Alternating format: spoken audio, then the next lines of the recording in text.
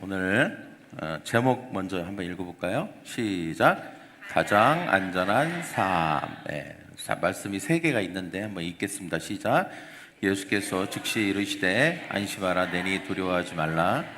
요한복음 내가 아버지께 구하겠으니 그가 또 다른 보혜사를 너희에게 주사 영원토록 너희와 함께 있게 하리니 그는 진리의 영이라. 그는 너희와 함께하며 또 너희 속에 계시겠습니다. 로마서 예수를 죽은 자 가운데 살리신 이의 영이 너희 안에 거하시면 너희 죽을 몸도 살리시리라. 우리가 이제 엔카운트 끝나고 지난주에는 우리가 성령님에 대해서 우리가 말씀을 들었습니다. 여러분 우리는 연약합니다. 그렇기 때문에 성령님이 필요합니다. 우리가 성령님이 반드시 계셔야 하고 우리 안에서 우리의 삶 속에서 우리를 도와주셔야만 우리는 복된 삶을 살 수 있습니다. 그래서 우리가 특별히 성령께서는 우리의 기도를 도와주십니다. 왜냐하면 우리가 기도를 통해서 하나님이 우리를 도와주시는 통로가 되기 때문이죠. 근데 우리가 기도할 때 방언 기도, 즉 우리 안에서 성령이 직접 하시는 기도를 할 때 우리는 성령의 도움을 받게 됩니다. 일주일 동안 여러분 방언으로 매일매일 기도하신 줄 믿습니다. 오늘은 이제 가장 안전한 삶이라고 하는 제목으로 우리가 말씀을 듣겠는데요. 여러분 말씀 들을 준비 되셨죠? 여러분 믿는 게 뭐예요? 여러분 하나님을 믿죠. 그러나 또 나름대로 여러분이 믿는 구석이 있을 수 있습니다.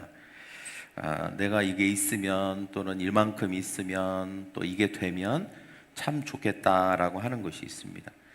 돈이 통장에 얼만큼 있으면 여러분 안심이 될 것 같습니까?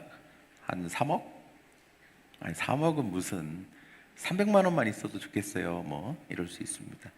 공부를 얼만큼 잘하면 직장이 얼만큼 좋으면 여러분 걱정이 없을 것 같아요. 또 누가 옆에 있으면 안전할 것 같습니까? 부모님, 배우자, 자녀, 친한 친구 아니면 아주 유력하거나 힘이 세거나 아주 능력 있는 사람이 여러분과 친하면 여러분의 인생이 되게 안전할 것 같게 느껴질 것 같습니까? 분명한 것은 사실 이 어느 것도 우리의 삶의 안전을 보장할 수 없다는 사실입니다. 돈은 속절없이 사라질 수 있어요. 우리가 믿었던 모든 것이 무너질 수 있습니다. 우리가 예전에 2021년도에 코로나를 겪으면서 우리가 그것은 또 경험했죠. 이와 같은 일들은 코로나뿐만 아니라 우리의 삶 속에서 얼마든지 일어날 수 있습니다. 우리가 의지했던 사람들도 아플 수도 있고 마음이 변할 수도 있고 떠날 수도 있습니다. 마태복음 14장에 나오는 제자들의 상황, 이 마태복음 14장은 제자들이 배를 타고 예수님이 먼저 가라고 그래갖고 건너편으로 가라니까 배를 타고 가다가 풍랑을 만난 거예요. 풍랑이 치고 폭풍이 치고 바람이 불고 막 배가 뒤집히려고 하는 것입니다. 그때 예수님께서 바다 위를 걸어오셨어요. 그리고 그들에게는 예수님이 계셨고 또 예수님과 함께하는 것이 가장 안전한 곳이 되었습니다. 우리의 삶에도 이런 제자들과 같은 상황이 얼마든지 일어날 수 있습니다. 내 인생의 안전판이라고 생각했어요.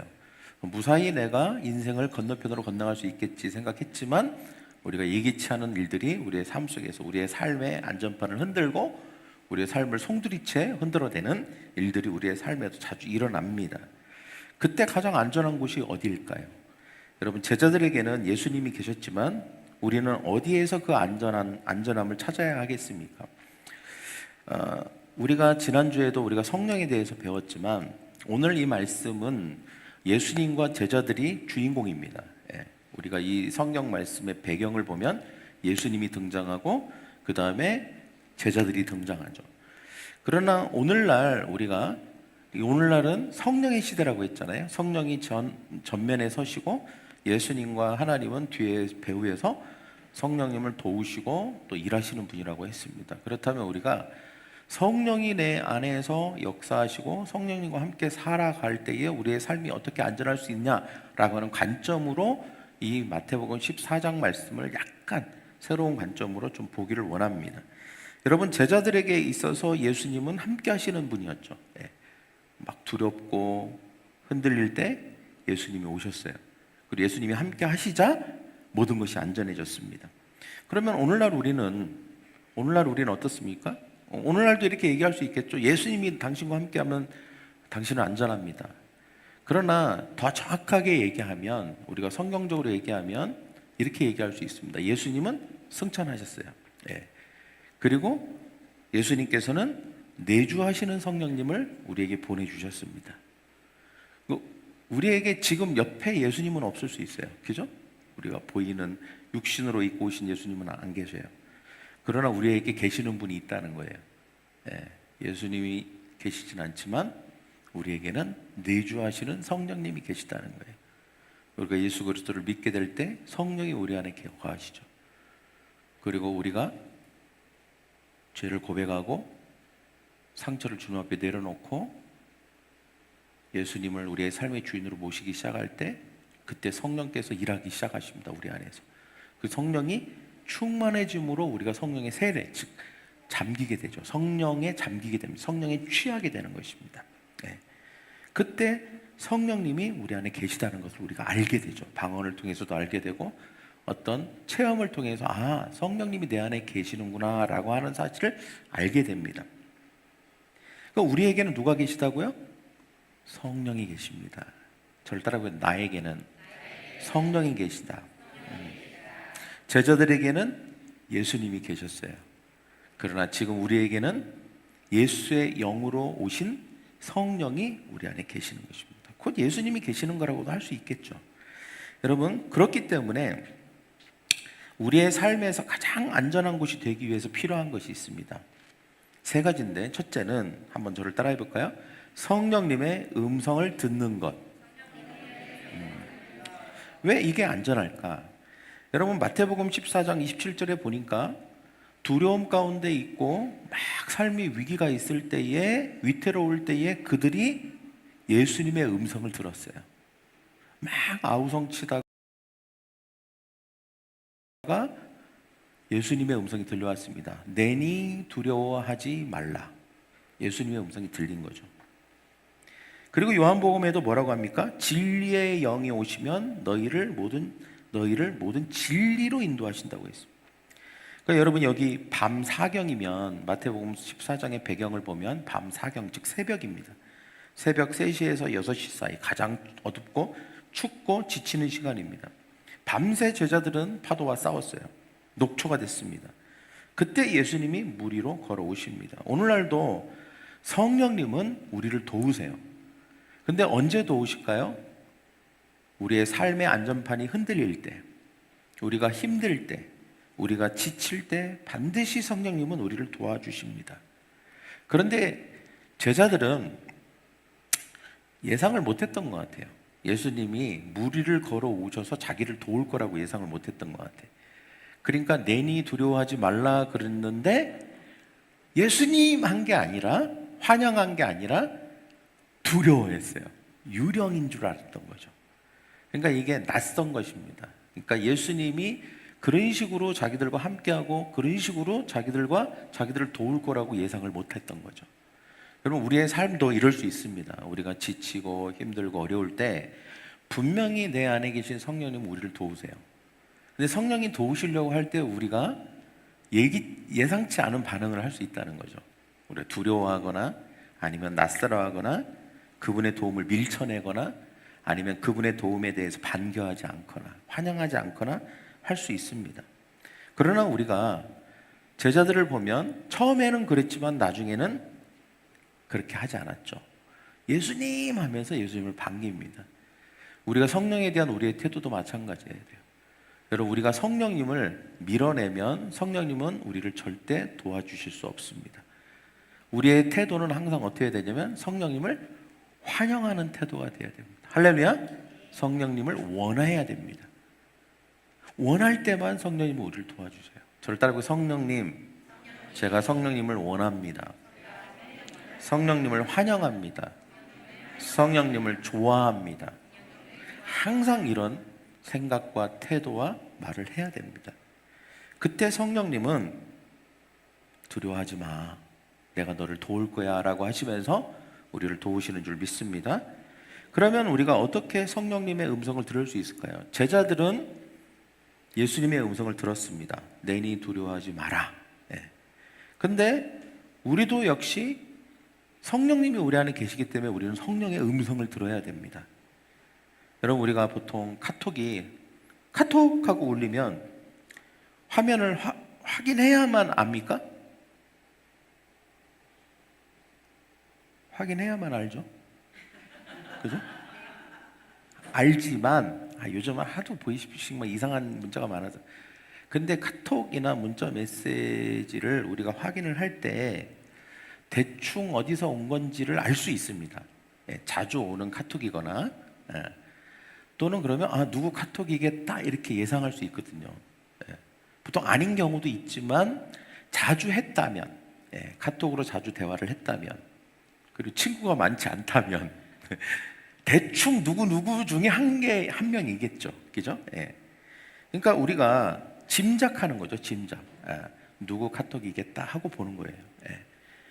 여러분, 우리가 가족인지 직장 단톡방인지 오래된 친구인지 왜 알 수 있을까요? 평상시 우리가 자주 소통을 하면 알 수 있습니다.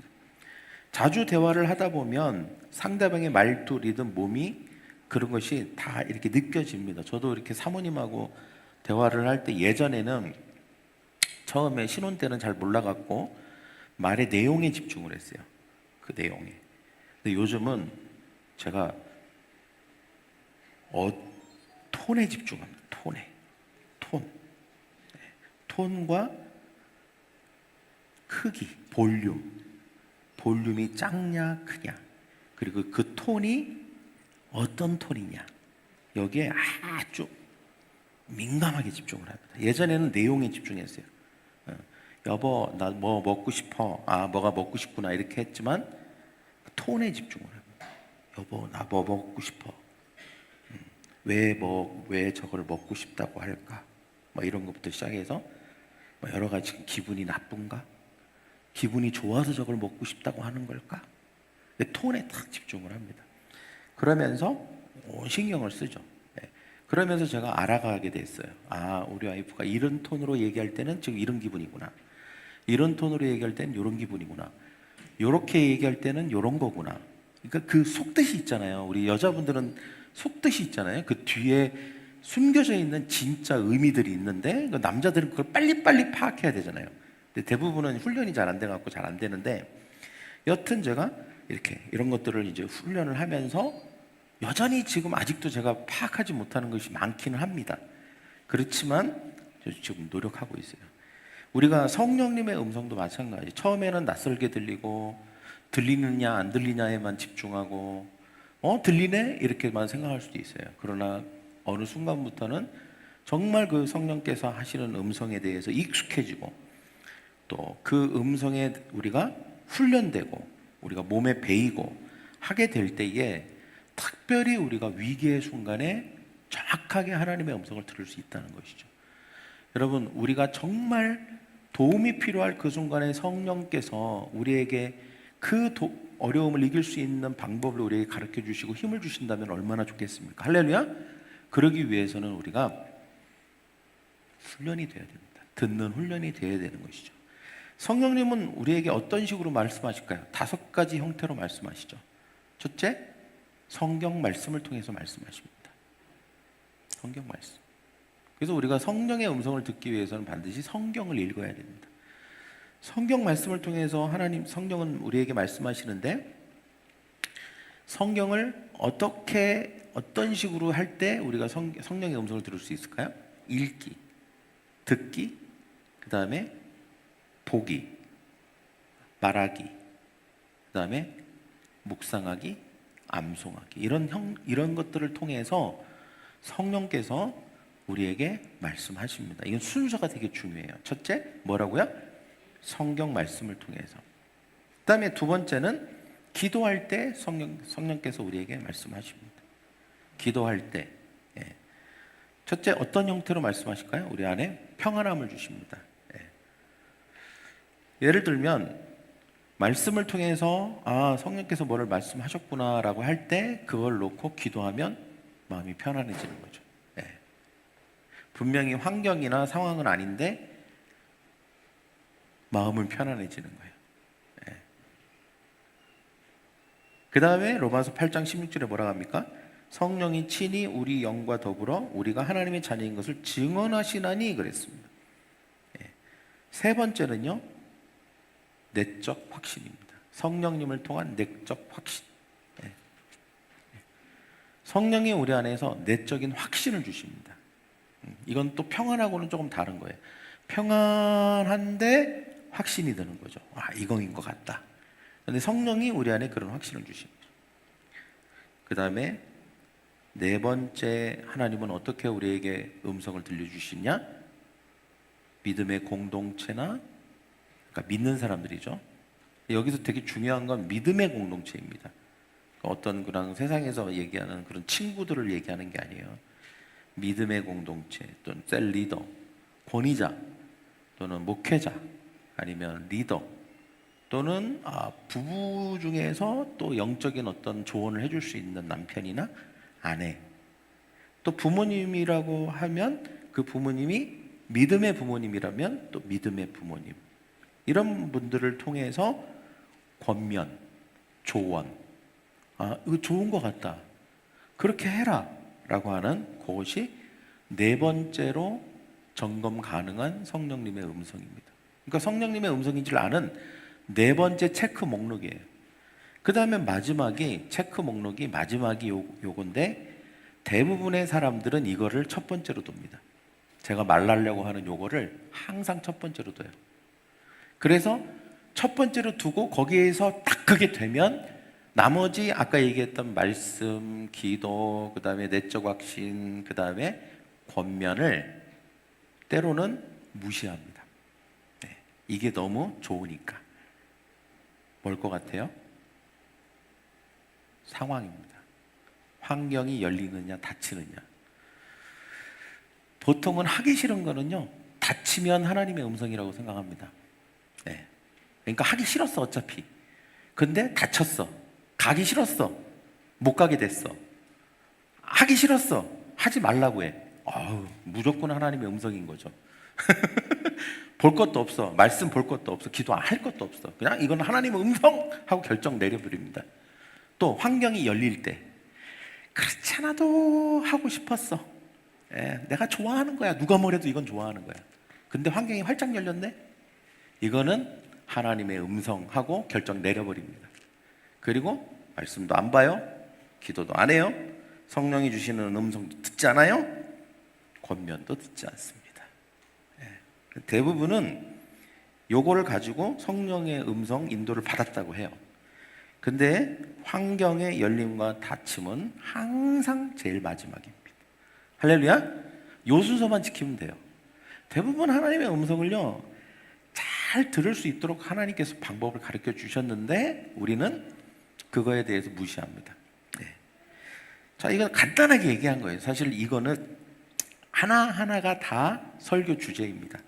그러나 오늘은 간단하게 얘기해서 5가지를 통해서 우리는 성령께서 우리 안에 말씀하시는 걸 들을 수 있습니다. 이것은 훈련해야 돼요. 훈련. 처음에는 실수할 수 있고 잘 못 들을 수 있고, 아니면 뭔가 다른 거를 이렇게 잘 못 들어가고 다른 결정을 내릴 수도 있습니다. 여러분, 우리가 훈련되어 있지 않으면 우리는 세상의 온갖 소리에 휩쓸리게 됩니다. SNS에 쏟아지는 남들의 성공 이야기, 뉴스에서 나오는 불안한 소식들, 그리고 주변의 평가. 제가 어제 그저께 전참시에서 JYP 박진영이 나왔더라고요. 근데 제가 다 보지는 않았는데 잠깐 박진영이 나왔길래 이렇게 봤어요. 봤는데 자기가 요즘 루틴 이런 거 보여주고 이렇게 하는데, 마침 새로운 그 그룹을, 이제 신인 그룹이, 이제 여자들 많더라고요. 여자 신인 그룹을 이제 데뷔를 하려고 하는 신인 그룹 면담을 하더라고요. 근데 그 면담 자리에서 여러분, 이제 막 데뷔하려고 하는 여자 그 소녀들은 얼마나 그 떨리고 기대하는 마음이 크겠어요, 그죠? 근데 거기다 대고 박 시장이 한 말이 되게 인상 깊었어요. 뭐라고 하냐면, 데뷔하면 행복할 것 같지? 너네 인기 끌고 잘 되면 행복할 거라고 생각하지? 그렇지 않아라고 얘기하더라고요. 그렇지 않아. 예. 이거는 그냥 직업이야, 직업. 너네가 인기 끌고 데뷔하고 성공하고 음반 많이 팔린다고 행복한 건 아니야. 예. 또 너네가 인기가 없다고 불행한 것도 아니야. 예. 여러분, 보통 불행과 행복이 보통 뭐 인기, 잘 되는 것, 안 되는 것 이런 거에서 온다고 우리는 생각하잖아요. 근데 박진영이 그 부분을 얘기하더라고요. 인생 선배로서. 예. 절대 그런 거 아니야. 니네가 이제 데뷔하기 시작하면 이런 얘기를 할 수가 없어. 들어오지도 않을 거고 지금 해야 돼. 지금 해야 니네가 이 얘기를 듣는 거야. 하면서 어떻게 보면 막 이제 찬물을 확 끼얹는 거죠. 예, 앞에다가 애들 데뷔해갖고 막 꿈에 부풀어 있는 애들한테 찬물을 확 껴안는 거예요. 그거 성공한다고 행복한 거 아니야. 절대 그게 행복을 가져다 주지 않아. 비교하지 말고 뭐 이런저런 얘기를 했어요. 물론 그 어른의 아재의 잔소리처럼 들릴 수도 있어요. 근데 저는 그게 오히려 제 귀에는 굉장히 의미 있게 인상 깊게 들리더라고요. 여러분, 우리가 살다 보면 온갖 소리에 휩쓸리게 됩니다. 예. 막 불안하죠. 우리의 삶의 안전판을 흔드는 일들이 너무나도 많아요. 실제로 우리의 삶에 이런 것들이 우리에게 행복을 가져다 주지 않습니다. 무엇이 되고 이루고 성취하고 잠깐의 기쁨은 주지만 그것이 진짜 복은 아니죠. 우리의 존재 자체가 우리가 어떤 방식으로 존재하느냐가 우리의 행복을 결정해 주고 하게 되고, 결국은 우리가 비교를 해도 다른 사람과 비교할 필요가 없죠. 누가 박진영이 그 얘기는 하더라고요. 뭐냐면 절대 다른 그룹과 다른 팀과 비교하지 마라. 그다음에 팀 안에서 서로 비교하지 마라. 비교하는 순간 불행해진다. 비교할 대상은 한 명밖에 없다. 어제의 너, 1년 전의 너, 그 너하고만 비교해라. 너 1년 전에 너보다 지금 나아졌다면 너는 잘한 거다. 어제보다 네가 잘하고 있다면, 열심히 하고 있다면 잘하는 거다. 그런 얘기 하더라고요. 왜 박진영한테 그런 얘기에 제가 은혜를 살짝 받았어요. 그래서 여러분, 우리의 삶에 하나님이 원하시지 않는 방향으로 시간과 에너지를 막 우리는 때때로 많이 쏟아붓거든요. 근데 가장 우리가 먼저 해야 할 일이 있습니다. 그게 뭐냐면 성령님의 음성을 알아듣는 귀를 훈련하는 거예요. 할렐루야. 귀가 훈련이 돼야 됩니다. 귀가, 우리의 마음이 훈련이 돼야 돼요. 그래서 어떤 순간에도 막 세상은 여러분을 가만두지 않잖아요. 그죠? 막 혼란스럽게 하고 막 풍랑을 일게 만들고 막 어떻게 해야 될지 모르게 막 당혹스럽게 할 때가 얼마나 많습니다. 그때 우리가 차분하게, 여러분, 다윗이 위대한 점은 그거예요. 지금 자기의 아내와 처자식들이 다 아멜렉에 다 포로로 끌려가 있을 때, 심지어는 자기의 부하들조차도 너무 이성을 잃어버려갖고 다윗을 돌로 쳐 죽이려고 할 그때에, 여러분, 그때 제정신이겠어요? 다윗이? 절대 제정신일 수 없는 그때 무릎을 탁 꿇고 하나님의 음성을 듣잖아요. 그게 훈련되지 않으면 절대 그 상황에서 하나님의 음성을 듣는 태도가 나오지 않습니다. 훈련됐기 때문에 평상시에 그 위기의 순간에 하나님의 음성을 듣는 거예요. 들린 거죠. 그리고 여러분, 우리도 마찬가지입니다. 성령께서 우리에게 계속 말씀하십니다. 할렐루야. 성경을 통해서 말씀하고 있고요. 기도할 때 말씀하고 있고요. 그 다음에 우리가 성령님이 우리 안에서 계속 말씀하십니다. 근데 성령님이 우리 안에서 하시는 말씀을 들을 수 있는 비법 하나 가르쳐 드릴까요? 비법? 네. 알고 싶으세요? 네. 성령님 하면 들려요. 비법이에요. 네. 우리가 왜 안 들리냐면 부르지 않기 때문에 그래요. 성령님을 부르지 않기 때문에. 그러니까 내 안에 계시지만 성령님 해야 돼요. 그 다음에 들려요. 저를 따라봐요. 성령님. 그러니까 성령님을 부르라고요. 성령님. 여러분 힘들 때 성령님. 여러분 감정이 막 오르락거리고 너무 고통스러울 때 성령님. 아무것도 안 들리죠? 그럼 어떻게 해? 한 번 또 불러요. 성령님. 그래도 안 들려. 포기? 성령님. 계속 불러야 돼. 성령님. 불러요. 그러면 성령께서 어느 순간 마음으로, 생각으로 말씀하세요. 할렐루야. 여러분, 훈련해야 합니다. 그 다음에 두 번째, 성령님의 인도하심에 순종하는 게 중요합니다. 마태복음 14장 29절에 보니까 예수님께서 오라 하시니 베드로가 배에서 내려 물 위로 걸어가 예수께로 가되 그랬습니다.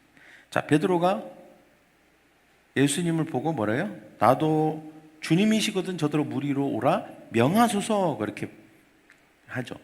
그때 예수님께서 딱 한마디 하셨습니다. 오라. 이건 충분했죠.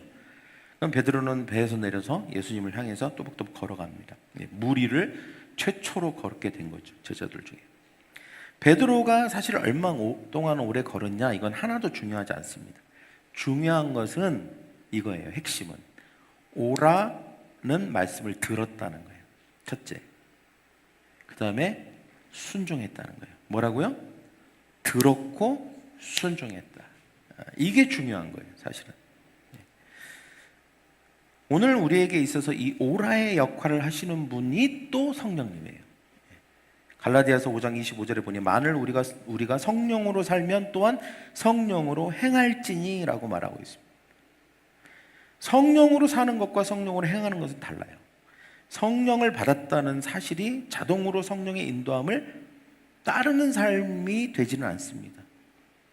그러니까 저절로 우리가 성령님의 인도를 받지는 않는다는 거예요. 성령을 받고 성령이 계시지만 성령의 인도함을 받기 위해서는 계속해서 성령님과 교제해야 돼요. 들어야 되고 순종해야 돼요. 구체적으로 우리의 일상의 어떤 작은 것부터 큰 것까지 모든 결정들 하나하나 성령님의 인도를 따르기로 선택해야 됩니다. 그러면 우리가 성령의 인도함을 받게 되는 거죠. 우리가 자주 빠지는 함정이 있어요.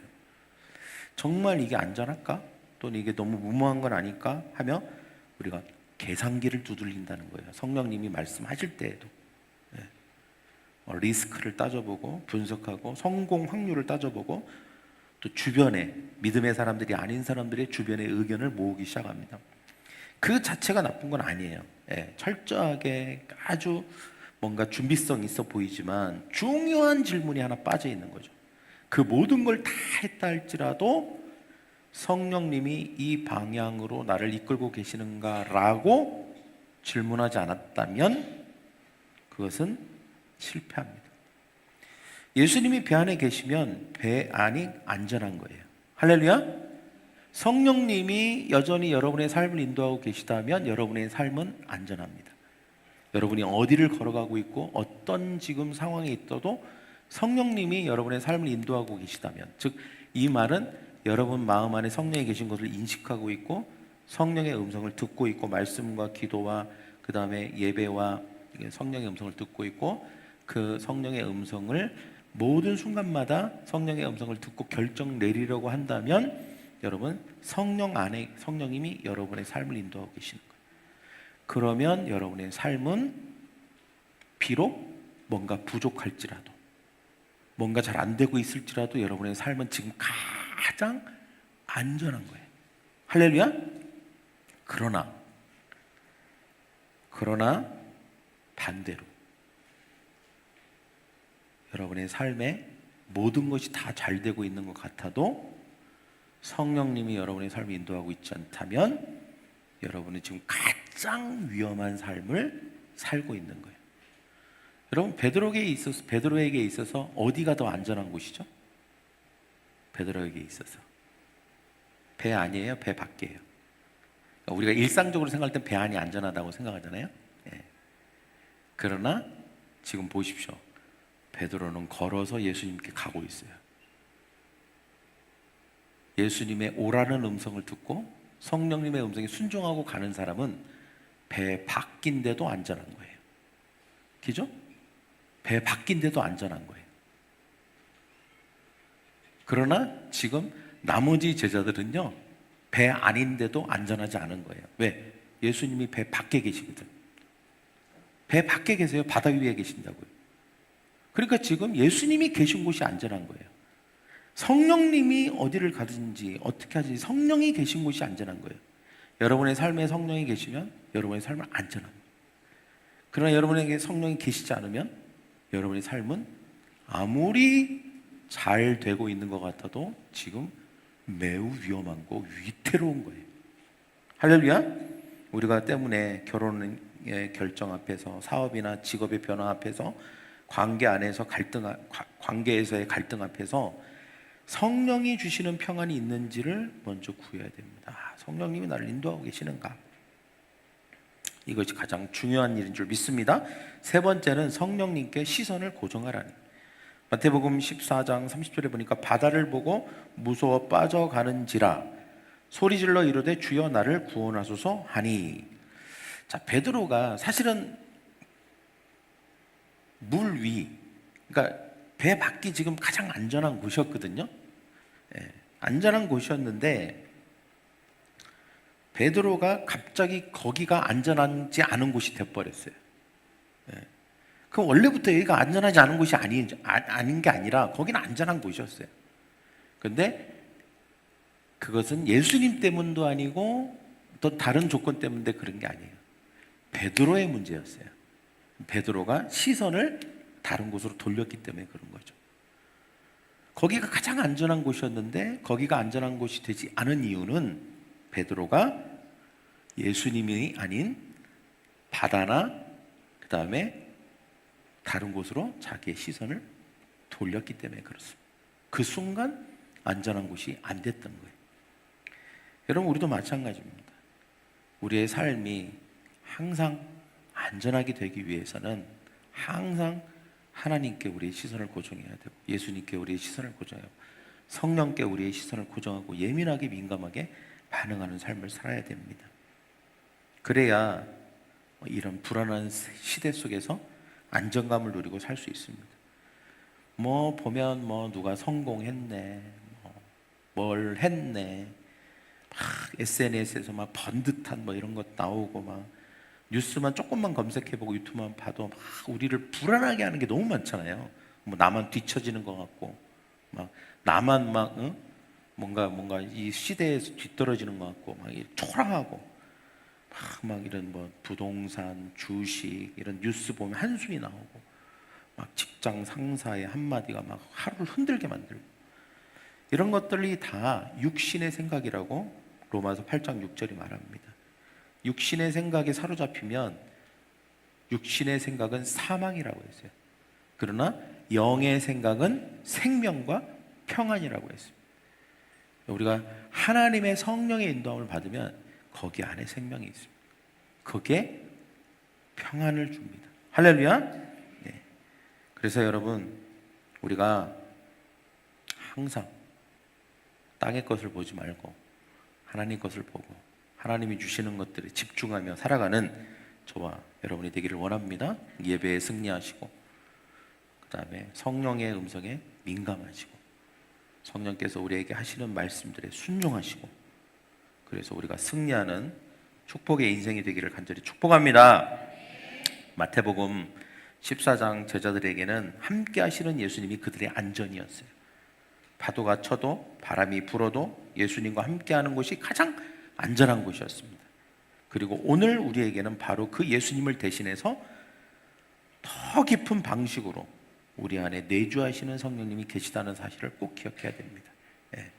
성령님은 그냥 감정적인 것만 주관하시는 분이 아니에요. 어떤 체험만 시켜주시는 분이 아닙니다. 우리의 실제 삶, 월요일부터 주일까지, 아침부터 저녁까지 모든 결정들, 모든 삶의 내용들, 우리가 만나는 것들, 우리가 하는 모든 것에 다 우리의 연약함을 도우시는 분이심을 믿습니다. 그리고 우리와 함께 하세요. 언제나. 우리가 의식하려고만 하면 우리는 성령님을 인지할 수 있습니다. 성령님을 느낄 수 있습니다. 우리가 성령님을 환영하고 항상 성령님을 부르고 성령님과 함께하는 것을 즐거워한다면 성령님은 기꺼이 우리의 삶을 도우시고 우리를 인도하실 줄 믿습니다. 할렐루야. 그때 거기가 어떤 곳이라고요? 가장 안전한 곳입니다. 우리의 삶은 가장 안전하게 될 거예요. 여러분, 자녀를 위해서 다른 기도하지 마십시오. 그건 의미가 없어요. 인생이 어떻게 될 줄 알고 우리가 세세히 기도하는 건 좋지만 오히려 이런 기도를 하세요. 주님, 항상 성령님이 평생 떠나지 않고 성령이 함께하는 아이가 되게 해주세요.